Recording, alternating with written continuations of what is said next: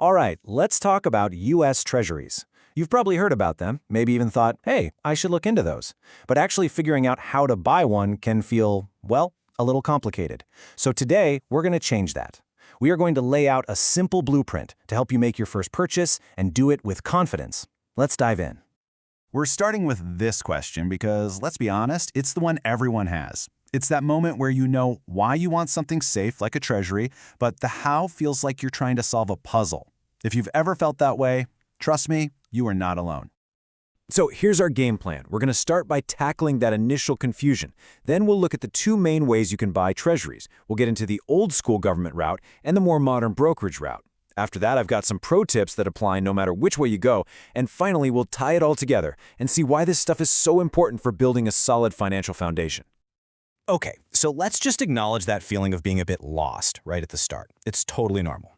But here's the good news. The reality of buying treasuries is actually way simpler than it seems. It really just boils down to a couple of key choices. And that's where the simplicity comes in. You know, despite all the complicated financial jargon you hear, when it comes to buying treasuries, you really just have two main paths to pick from. So what are they? I want you to think of this as a clear fork in the road. On one side, you've got the old school route, going straight to the source, the U.S. government itself. And on the other side, you've got the modern route, which uses the convenience of a brokerage account that you might already have set up for stocks. Let's explore path number 1, treasurydirect.gov. This is the government's official website where they sell their debt directly to the public. To you! It's the most direct way to do it, but it has some interesting quirks. So, what's the real deal with Treasury Direct? Well, it's a perfect case of pros and cons. On the plus side, it's the only place you can get those special inflation-protected I-bonds, and you can get started with just $100. But, and this is a big but, the website is famously clunky, and if you need to sell your bond early, it can be a real headache. And this quote just captures the user experience perfectly. It's a common feeling, for sure.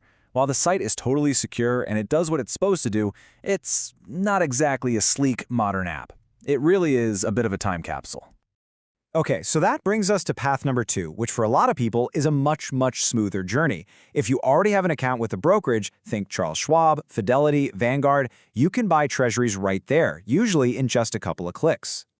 Inside a typical brokerage platform, the process is way more intuitive. First, you'll head over to the trade section. Then you're going to look for a category called fixed income. That's just a fancy term for things like bonds. From there, you'll probably see something called a yield table, which is basically a menu of what's for sale. For most people starting out, the easiest thing to do is just look at the new issues. Now, when you're buying a new issue, you're going to run into this term non-competitive bid. I know, it sounds super technical, but it's actually designed to make your life easier.